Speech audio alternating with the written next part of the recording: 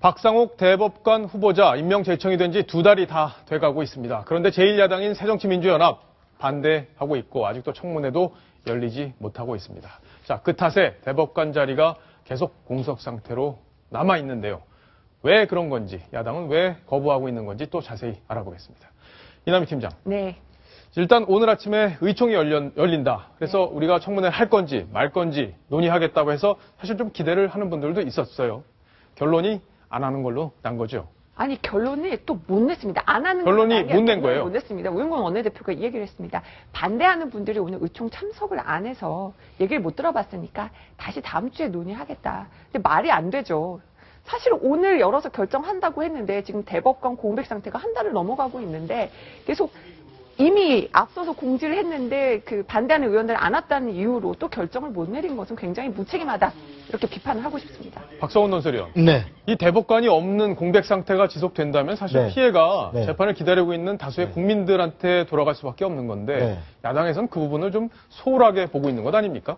그렇습니다. 그 문재인 대표 취임 이후에 많은 부분 사실 과거보다 합리적인 어떤 정책 선택의 모습이 보였는데 이 부분에 한해서만은 정말 비합리적이고 비겁하다. 예. 이런 비판을 피하기 어렵다고 보입니다. 지금 특히 이 박상옥 대법관이 과연 자격이 있느냐 없느냐 이 부분을 바로 따지는 것이 청문회입니다. 인사청문회가 그 사람의 지나온 행적을 국민 앞에서 공개적이고 그리고 구체적인 자료를 갖고서 따져서 이 사람 안 되겠다 하면은 표결에서 부결시켜버리면 되는 것이고. 부결하면 되죠. 예, 이거 하라고 만들어 놓은 헌법적이고 그리고 법률의 근거가 있는 이 장치인데 이것을 갖고서 계속 미루니까 어떤 오해가 나오냐면 바로 한명숙 전 총리, 예. 한명숙 의원 방탄용이다.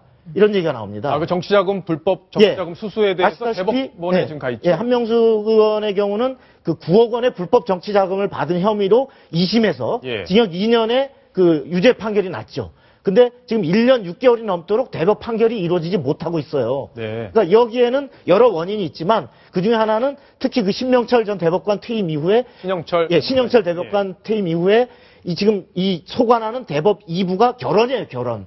그러니까 대법관이 모자라서 이 제대로 된 재판이 지연되고 있기 때문에 어떻게든지 간에 이걸 더 늦춰보려는 이러한 꼼수 아니냐 이런 비판을 지금 본인은 아니겠지만 제1야당이 이런 비판까지 받아서 해도 되겠습니까? 그러니까 실제 야당이 그런 의도를 갖고 지연시키지 그건 아니라고 생각되지만 그러나 결과적으로 비판을 받을 결과적으로 지금 이 한명숙 의원에 대한 방탄 의혹뿐만 아니라 다른 많은 대법원의 판결들이 지연되고 있어요. 이것은 국민의 신속하고 공정한 재판을 받을 권리를 제1야당이 침해하고 있는 겁니다. 손수호 변호사님, 실제로 재판이 이렇게 많이 진행되고 있다가 늦춰진다. 이렇게 되면 국민들에게 어떤 피해가 가는지, 예를 들어 빨리 돈을 받아야 되는데 못 받는다든지 이런 피해들이 구체적으로 발생을 하죠. 충분히 그럴 수가 있죠. 일단 그 대법원이라는 게 사실은 모든 사건이 대법원까지 가는 건 아니고 굉장히 중요한 사건, 큰 사건, 그리고 의견이 1심, 2심에서 많이 엇갈렸던 중요한 사건들이 대법원까지 갑니다. 더군다나 이제 대법원 총 4명의 대법관이 있는데 대법원장과 법원 행정처장 제외하고 12명의 대법관이 나눠서 이제 업무를 처리하는데요. 실제로 전원 합의체라는 게 있어가지고 전원이 모여서 굉장히 중요한 사건들의 재판을 합니다. 근데 물론 할 수는 있지만 지금 한 명이 결혼이기 때문에 기다리고 있거든요. 그렇다면은 지금 빨리 대법원 판례를 바꿔야 되는 그런 사안이 있을 수도 있는데 그런 경우가 지금 지연됨으로써 결국은 국민들의 그런 기본권이 침해되는 사안이 발생될 수 있고요. 또한 권리의 구제라는 측면에서 대법원이 진짜 본래의 그런 대법원의 본연의 기능을 하지 못하는 그런 상황이 발생되고 있는데 이 부분에 있어서는 야당에서 어느 정도 대선적인 판단을 해서 빨리 청문회 절차를 거쳐서 대법원이 충원될 수 있도록 하는 것이 오히려 바람직한 국민을 위한 생각이 아닌가 생각되네요. 자, 김은성 대표도 오늘 이 청문회 보이콧에 대해서 직접 입을 열었습니다. 그 목소리를 한번 또 들어보시겠습니다. 이 사람이 자격이 없다고 생각한다면은 그 사람 부결시키면 될 일이지. 그 자체를 갖다 안 한다면 어떻게 기능을 갖다 포기하는 일이죠. 저 역시 박종철 열사의 그때 진상규명을 요구하는 데모도 하고 다녔던 그런 입장이기 때문에 그 후보가 거기에 연루가 돼 있다면 저부터 반대하겠습니다. 김무성 대표의 얘기가 뭐 지금까지 지적했던 부분하고 좀 맥이 다 있는 부분이 있는데 박성훈 논설위원 그러면 그 전에 박종철 고문치사 사건을 수사했던 다른 분들의 경우에는 야당 추천으로 다른 일을 하기도 했었는데 왜 이분만 이렇게 문제가 되는 건가요? 그렇습니다. 그래서 이게 숨이 일관하지 않다는 건데 지금 그 새정치연합의 전신인 그 야당이 그 바로 집권하고 있던 2003년에 지금 박상욱 그 후보자에 대해서 홍조 근정훈장 다시 말해 국가관이 뚜렷하고 업무에 기여한 바가 큰 경우에 주는 홍조 근정훈장을 수여했습니다. 그리고 이 사람은 그 당시에 그 수사팀의 말석 검사였고 당시에 이분의 그 부장검사 또 그 위에 있던 분들은 줄줄이 나중에 대법관도 지내고 검사장 승진하고 다 했습니다. 그것도 그 현 야당이 집권하고 있을 때 승진한 경우도 그렇게 한 경우도 있는데 이런 경우에 비추어 볼 때 지금 어쨌든 그 본인들의 정체성 우리는 고문한 검사 이거는 용인할 수 없다. 근데 고문한 검사가 정확히 아니고 고문한 경관들을 수사한 검사팀이에요. 만일에 그 당시에 검찰이 없었다면 그 당시 경찰이 은폐한 고문치사 사건은 영원히 묻혔을 겁니다. 이 부분을 수사를 했기 때문에 그 당시 야당도 그래서 그 당시 야당도 검찰이 정말 잘했다. 우리가 검찰을 많은 부분 비판하는데 이 수사에 관한해서만큼은 검찰을 칭찬해 줄 만하다라고 바로 했던 것이 당시의 수사팀입니다. 그렇군요.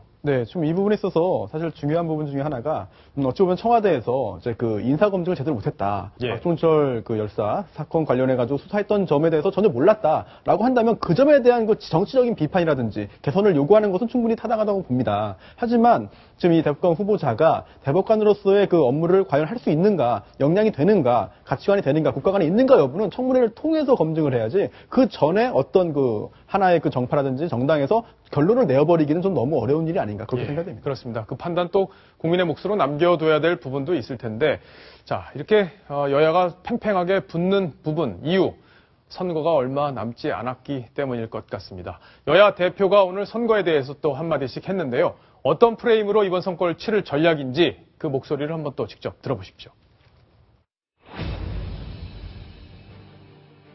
헌법재판소의 정당 해산 결정과 그에 따른 의원직 상실 때문에 치러지는 보궐선거인 만큼 과연 어느 정당의 어느 후보가 자유민주주의와 시장경제라는 우리나라의 헌법적 가치에 충실한 후보인가를 선택하는 그런 선거입니다. 청와대가 우리 경제와 민생의 어려운 현실을 너무나 모르는 것 같습니다. 참 답답하다는 생각도 듭니다. 정말 우리 당이 잘해야겠다라는 생각을 듭니다. 청와대의 무능과 실패를 우리 당이 유능한 경제정당에 대해서 메워야 되겠다. 자, 두 분이 아주 말을 느릿느릿했는데 내용은 보면 김무성 대표는 종북 이번에 한번 심판하는 선거로 가야 된다 이거고 문재인 대표는 청와대 심판해야 된다. 박근혜 정부 심판해야 된다는 논리예요. 보면 어떻습니까? 일단은 이제 김무성 대표 강조하는 경우 2012년 총선 때 바로 당시 통합당, 이제 새정치민주연합의 전신인 민주통합당이 통합진보당과 야권연대를 해서 통진당 의원들을 국회에 진출시켰기 때문에 그 책임론을 묻겠다. 종북 의원들을 그 국회에 진출시킨 책임을 묻겠다라는 거고요. 그 다음에 문재인 의원의 경우는 문재인 대표는 이 얘기도 했습니다. 국민들의 지갑을 지키는 선거가 되겠다. 지갑을 지킨다? 지갑, 돈. 지갑이죠. 예. 왜냐하면은 바로 서민 증세 논란 등이 있는데 바로 정부가 경제 정책을 잘못하면서 그것을 우리가 바로 잡겠다. 국민들의 지갑을 지키겠다. 이런 전략을 내세웠습니다. 예. 박성훈 논설위원이 짧게 선거 전망 한번 해주세요. 짧게. 전망은 뭐 사실 구호 갖고 선거에 승패가 나오는 건 아니고 어떤 선거 구도, 그 당시에 민심의 흐름을 어떻게 그 후보를 적절하게 내세워서 하느냐인데 지금 새누리당은 대체로 그 지역에서 오랫동안 지역을 갈고 닦으면서 유권자들에게 어떤 봉사를 해온 이런 컨셉을 위주로 갖고 지금 새정치연합은 많은 부분 그 어떤 내부 경쟁을 많이 거쳐서 이렇게 새로운 인물들을 내세웠는데 결국은 그 민심의 흐름이 현재 그 경제 상황 그리고 현재의 정치적인 그 상황에 대해서 누구에게 책임을 물을 것이냐를 네. 더 크게 볼 것인데 이렇게만 본다면 현재 어려운 상황은 여권에게 굉장히 어려운 구도가 될 수 있을 겁니다. 그렇죠. 네, 아무래도 이제 여당, 예. 야당에서 예. 의석을 내놓은 지역에서 선거가 치러지기 때문에 그렇습니다. 그렇지 않을까 네네. 싶습니다. 네. 자, 박성훈 논설위원의 재보선 전망까지 정리를 해봤습니다.